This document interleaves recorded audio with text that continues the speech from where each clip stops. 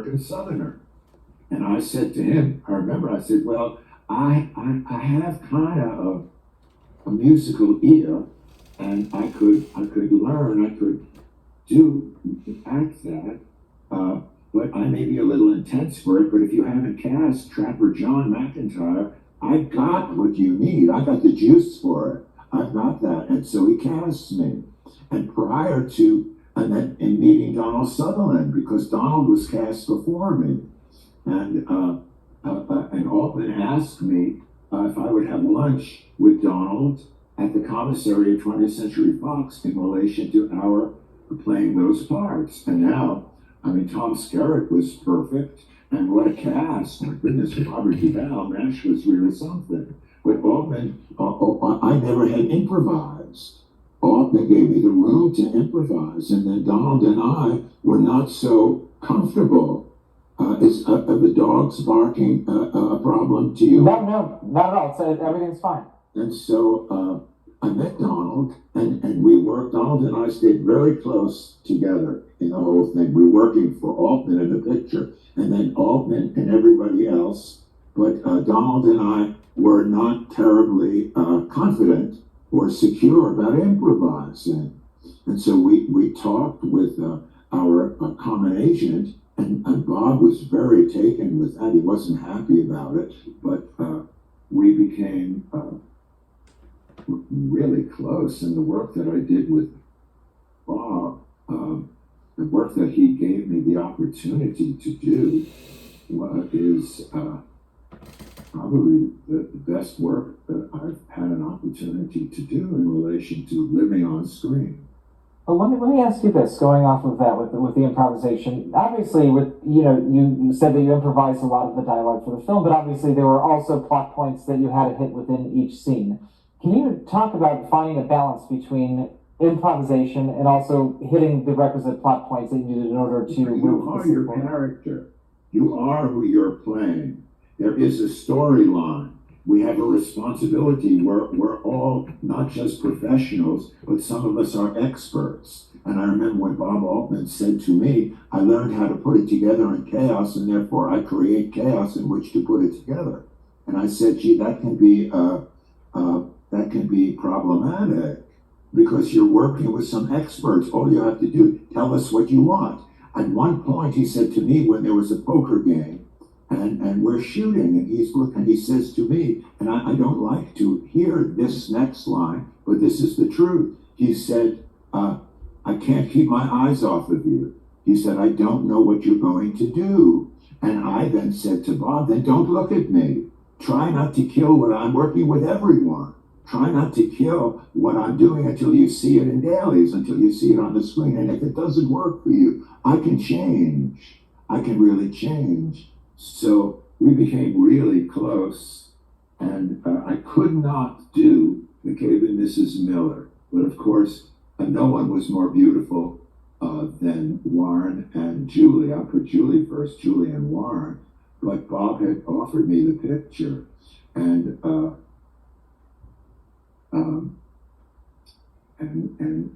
he said to me, you're making the mistake of your life. This is McCabe and Mrs. Miller. And I said, well, it's not my life yet.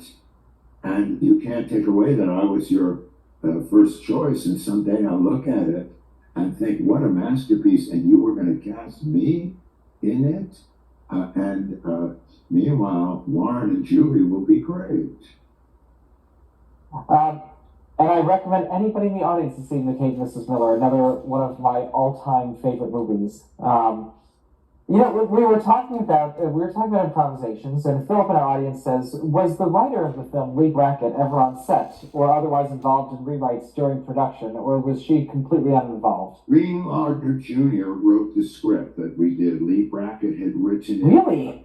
Well before. Ring Lardner Jr. I had no idea. Word for it. And we were shooting. When we were showing, everybody was looking at dailies, and I would not look at dailies. I don't want to fall in love with stuff. It's a matter of the whole. It's all about the team. It's all about how things work together. It's in relation to the orchestration of the story and how the picture unfolds. And so Wait, Elliot, can I interrupt you really quickly? We're talking about The Long Goodbye, correct? Ring Lardner Jr. wrote the screenplay that Lee Brackett was credited for. Well, I know Ring Lardner Jr. wrote MASH. Well, thanks for getting me straight. Wait, that went to MASH. Yes. Got confused with MASH. Oh, apologies. No, with Lee Brackett wrote the screenplay to The Long Goodbye. And I remember when we showed her the film, forgive me for confusing the two. No, please, do not worry at all. It's slightly embarrassing, but this is how I am and this is what I am. We'd have to do another, that's fine, but it's honest. Lee Brackett and Ring Lardner Jr., that's so funny because Ring Lardner Jr., when we showed everybody MASH, which was our first picture together. Ring Lardner Jr. came out and said to me, walked up to me, and I thought, why are you walking up to me? I'm just one of us. He said, there's not a line that I wrote in the picture, in MASH. I'm answering your question, you could see, because this is the essence of what you're asking me. You know, he said, how could you do that to me? There's not a line that I wrote on screen. And Ring Lardner Jr. went on to win the Academy Award for Best Screenplay that year. So now we're talking about Lee Brackett. So when we screened The Long Goodbye at the Chinese Theater, and it didn't work at first. I mean, we had to change an ad campaign, and it was hard to understand it and whatever. I said to Lee Brackett, is it okay? Because in the book, Altman said to me when we started to work, all you have to do, I'm asking you, is read the book and read Chandler on Chandler.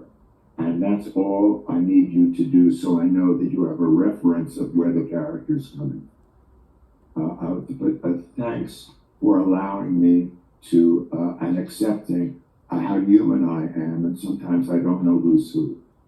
Elliot, your recollections of things that happened 50 plus years ago are so crystal clear. It's remarkable to me, these stories and these. This is now, and it's I understand that, and let me see. Everything is relative.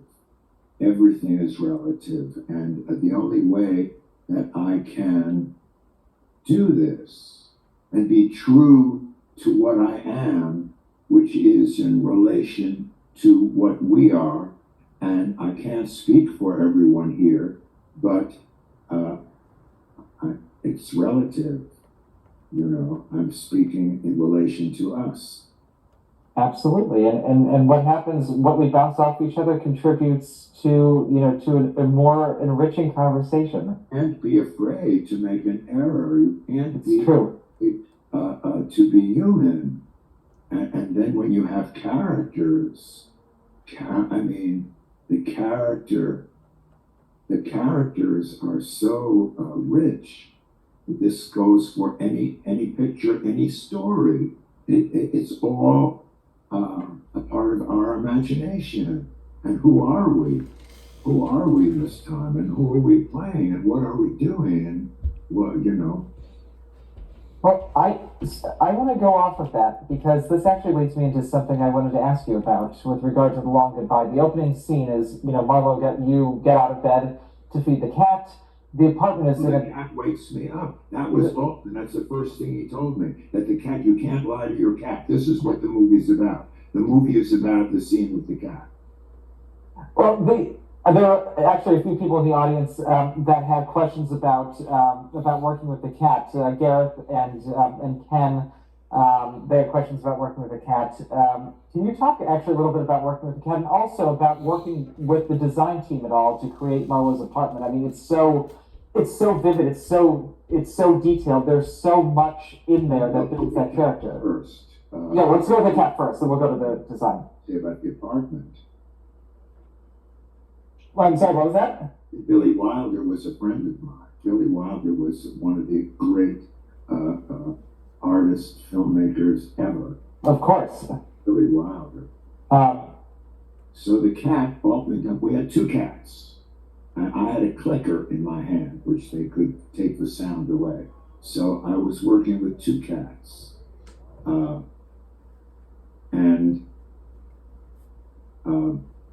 The apartment is an apartment. It's still there up on Highland. And Michael Connolly, who created The Lincoln Lawyer, told me when he interviewed me at the Santa Monica Library years ago, and I've been working with and for him on The Lincoln Lawyer, that Michael had been a beat writer at the LA Times. And one day he went to the movies, went to the Chinese theater when Long Long Goodbye was there, and decided that's what he wanted to do. That's what he wanted to do. And he was able to rent that apartment, and he lived in that apartment and had then subsequently made a great career for himself as a significant American pulp fiction writer. That's an amazing story, and also an amazing, kind of full circle moment that you two work together. Well, I know, and he said he loves the idea of going full circle if we ever can do my sequel to The Long Goodbye. But I have nothing to prove, but I'm so pleased because it was so far-fetched, whereas we thought Peter Bogdanovich was going to direct The Long Goodbye. And then David Picker told me that Peter couldn't see me. He had more in mind the kind of a person or actor. The two actors that they mentioned to me was Lee Marvin, nothing better than Lee Marvin, he's great, and Robert Mitchum, who was a friend of mine and then eventually played Philip Marlowe in a couple of remakes. Farewell My Lovely was one of them, wasn't it? Yeah. And I said, I can't argue with that. They're like my uncles, but we've seen them, and you haven't seen me. And that's when David Picker sent it to Bob Altman. I love